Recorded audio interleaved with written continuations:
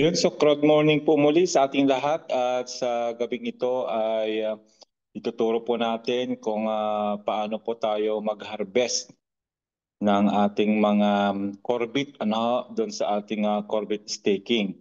So um,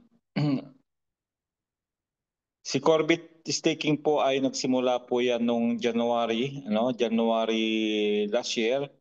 Pero ang nauna po noon that time ay yung mga nakabili ng mga power up, mga power bundles, Tapos nasundan po 'yan ng March, yun naman po yung galing na po sa mga sa mga kinonvert natin na mga CWA rewards at saka mga loyalty points.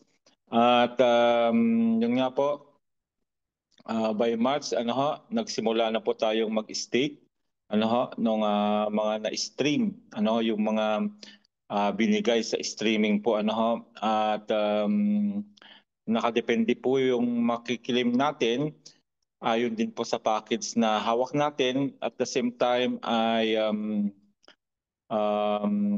kung tayo po ay nakapag-pledge, pero that time wala pa kasi si pledge. So yun po yung ating ipapakita ngayon kung paano po tayo mag-harvest, yung pong mga nakasabay po namin nung March, nung magsimula po yung staking, pangalawang staking.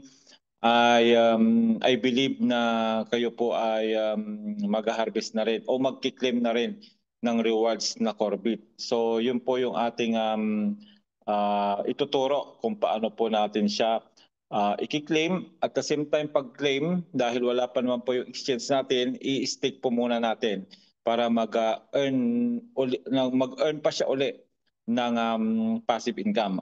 So allow me to share my screen at papakita po natin kung paano po ang gagawin.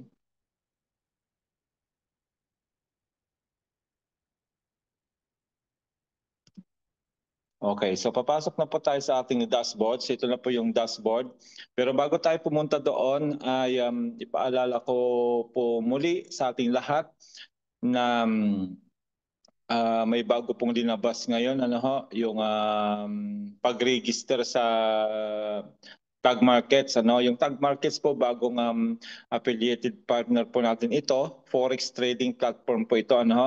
At binibigyan tayo ng pagkakataon ng mga C1 members na makapag-register dahil bukod sa yung conversion po sa loob ng Tag Market ng ating Corbit ay 1 Corbit equals 50 cents of a dollar. Yun po yung conversion po sa loob pag tayo po ay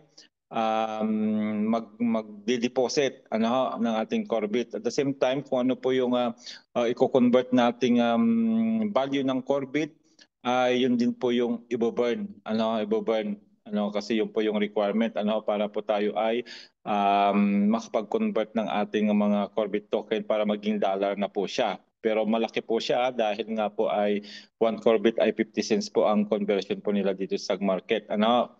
At antayin lang po natin itong October 15. After this ay papasok na po tayo dun sa trading, I believe, na mga nag-convert ng Corbit. So antayin po natin. Pero bago po doon ay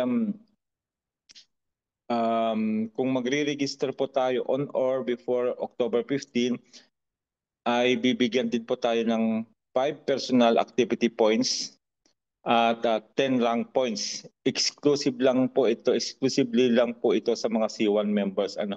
Kung kaya samantalahin po natin yan, at yung activity points na yan ay ibibigay po nila by October 20 at matatapos po yan ng November 30. So meron pong 40 days na active po yung mga account natin kasi requirement po ang activity points para po makuha natin yung mga bonuses na umaakyat sa atin galing sa ating mga downline o sa ating mga member na humahataw sa baba. Sayang po kasi pag hindi kayo active ay matatapon lang po yung mga business points. Kaya ito yung napakagandang ginawa nila dahil ay mayroon tayong 5 personal activity points na ibibigay nga po. So yan po yung news ngayon. Yan po yung update ngayong araw na ito. Kasi kanina lang po nila linagay yan yung meron pong activity points tsaka rank points na ibibigay sa mga magre-register. Kahit na hindi muna kayo mag-convert ng Corbit ninyo, kung ayaw nyo pa, obserban nyo pa si Tag. Pero kailangan mag-register na po para po ay maging active po yung mga account natin sa C1. So ngayon ay papasokin na po natin yung pag-claim ng rewards sa staking. So pupunta po tayo dito sa si store. Then hanapin lang po natin si C-Link. Ayan, dito tayo papasok kay C-Link kasi dito po tayo nag-stake o nag-time deposit ng ating mga Corbit token. Ayan, go to site. Then log in. Ayan, so nandito na tayo. I-click lang po natin yung staking. Yan po yung staking. At i-click po natin si Corbit. Ayan, si Corbit ay i-click natin. Okay? Ayan, so meron na po tayo naka-stake na 97,000, kulang-kulang 100,000 na po yung naka-stake o yung naka-time deposit. At dito po natin makikita yung pwede na nating i-claim sa baba. Yan, sa staking overview. Ayan. So, so ito po yung in-stake po natin noong April 12. April 12 kasi yung mga naunang in-stake natin ng March ay mga 48 months po yun. Kagaya po nitong 30,000. Yung 30,000 na yan, January po pala yan. So dito tayo nag-start na mag-stake noong April 12 ng 12 months. Ayan, so pag 12 months po tayo pag 12 months po tayo mag-i-stake, every 6 months po ay ibinibigay po ang reward. Kung kaya, so April,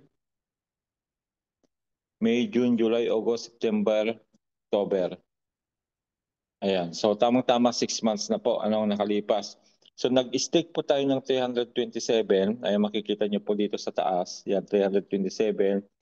At kumita po siya ng 47.4458 na Corbit. So yan po yung i-claim na natin. Ayan. Sunod-sunod po ito. Sunod-sunod, araw-araw na halos araw-araw po yan kasi yung susunod naman po bukas after 8 hours. Then sa susunod na araw na naman, ayan. Sunod-sunod po yun kasi halos araw-araw po kami nag-stake that time. So i-claim na po natin siya, 47.44.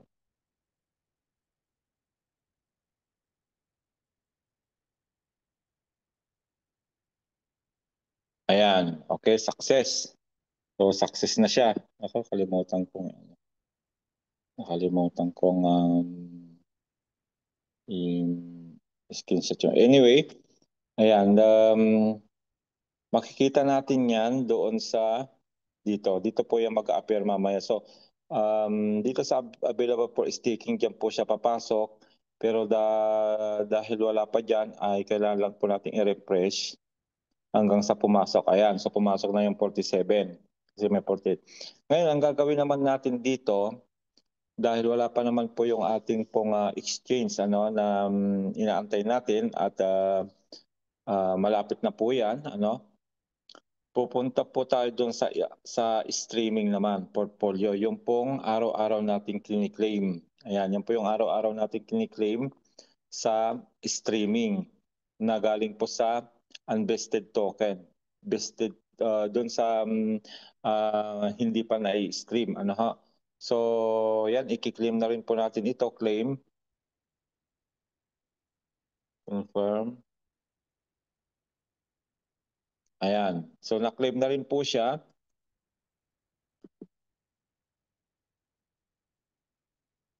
na-claim na rin po siya at madadagdag po uli dito. Yan, dito, papasok po dyan yung 213.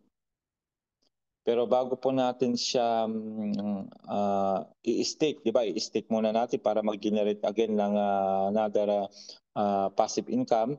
Kukunin ko po muna rin yung naka-stick sa node, pandagdag na rin. Pandagdag para marami-rami po siya. So sa node NFT po ay meron na pong 85. Ayan, may 85 na pong reward din. So harvest season na kasi ito, harvest time na po kasi ito sa mga kasabayan naming nagtanim, ay ito na po yung anihan. So meron din po tayong i-claim dito na 85 Corbit sa ating pong in-stake na 10 node NFT. Then claim na rin po natin.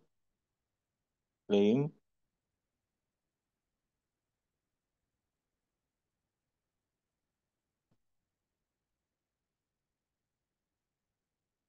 Ayan.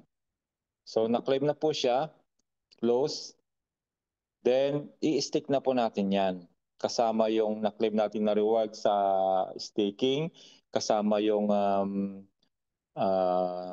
na-claim natin na streaming, at kasama na rin itong reward dito sa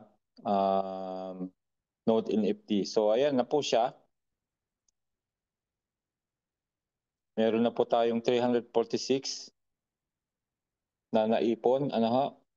At yan ay i-stick na naman natin o ita-time deposit na naman natin para tuloy-tuloy po na tayo ay mag-harvest. Tuloy-tuloy tayo na mag-claim ng reward pag yun ay nakompleto natin ng buong taon, kasi yun po yung goal ko. Buong taon na akong mag-i-stick para araw-araw din mag-claim ng reward kung araw-araw tayo nag-i-stick. So, tignan ko lang kung nandito na lahat. Yan, nandiyan na lahat. Okay. So ang gagawin natin dyan, i-stick po natin dito sa 24 months. Dito po ako palagi nag-i-stick sa 24 months. Kasi medyo malaki-laki pa po yung APR, yung interest. Yan, 33.18% pa siya. Sa 48 naman ay 40. So kaunti lang po yung difference. Kasi dito sa 48 months, kaya nung in-stick ko dito na 30,000 mahigit, ay every year po. Every 1 year po ang pag-claim dito. Kung kaya nakita nyo po dito, matagal, 6 months pa po yung antayin ko. Ano na ngayon, October. So 3 months pa po yung antayin ko. Pero may reward na pong 12,000 Corbit na mahigit. Kasi nga po nung in-stick po namin ito, in-stick ko ito noong January, 484% ang APY niya o APR. Ngayon ay 40% na lang. Kaya ang laki po ng naipon na reward nito. At hindi pa siya pwedeng i-claim by January pa. Ayan. So ngayon, dito tayo papasok kay 24 months kasi dito ako palagi naglalagay sa 24 months kasi sa 24 months at 12 months, every 6 months ay nakiklaim po yung reward. So, total lang ating ilalagay ay 346. Deposit. 346. Then, deposit.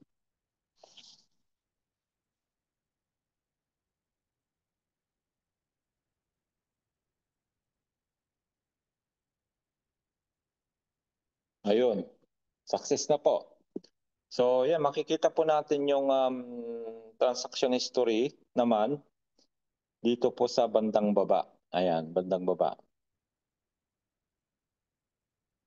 Ayan, kung mapapansin ninyo, page 1 to 9 na po yung naka-stick sa akin. Ganun po siya karami kasi nga po ay halos araw-araw nga po ako nag-i-stick. So, nandito na po sa page 9 po yon. Ayan. Ayan. So, nakita niyo po, ito na po siya, 346. 346, kahapon naman ay 265. 265. Tapos nung ano naman ay 513 nung Wednesday, October 8. Ayan, dito ako dito ako nagsimula muli kasi dito medyo mahaba po yung difference nila. Gawa nang nag-ipon muna ako ng aking ko-convert naman sa tag market, which is nakapag-convert po ako doon ng 2,000 Corbit na equivalent sa 1,000 US dollar. So meron na akong 1,000 US dollar na magiging kapital dito sa tag market forex trading naman po. So antayin lang po natin after October 15 bago nilibigay yung mechanics po kung paano tayo magti-trade po dyan. Okay ho? So ganun lang po. Ganun lang po ang ganda ng ating negosyo dito sa C1. Basta ikaw ay masipag, ikaw ay masipag magtanim, ay siyempre marami ka ring aanihin. Kagaya nga niya, napapansin ninyo, araw-araw po yan. Starting today, halos araw-araw na po ako magkiklaim ng reward. Tapos,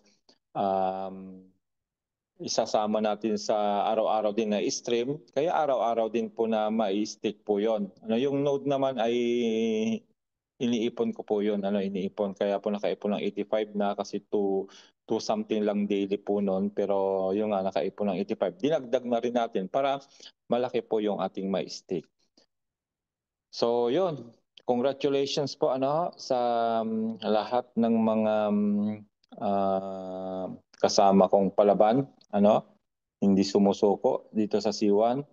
Dahil iisa naman po yung goal natin, iisa po yung hangarin natin dito na yun po magkaroon po tayo ng financial freedom, magkaroon po tayo ng early retirement through this mga staking na ginagawa natin dito kasi nga po once na nag-launch na po yung ating exchange ay pwede na po nating ipalit yung ating mga corporate na kini-claim na mga rewards. Kaya yun po. Congratulations po sa lahat ng mga sumabay sa amin, sa mga may Corbit at yung mga naman nag-aantay pa hanggang ngayon ay antay na lang po natin yung network na bumalik. Kasi once na napipera na po si Corbit, I believe na babalik po yung network. Kaya kung hindi kayo nakapag-ipon ng mga Corbit nung mga time na tumigil po kayo, ay yun po yung way para makaipon muli ng maraming Corbit through the network marketing. Bubuhay lang po natin yung grupo natin. Okay po, salamat po at baka bukas ay tuturo po naman natin yung sa tag market kung paano mag-register kasi nga po very crucial po yan kasi sayang po yung opportunity na mako-convert po ng 1 Corbit to 50 cents o $1 yung Corbit natin. On or before October 15 lang po yung promo na yan, kaya samantalahin natin. Tuturo rin po natin yan bukas kung magkakaroon tayo ng time. Okay po, salamat po, kita-kita po muli tayo next time. God bless po muli sa ating lahat.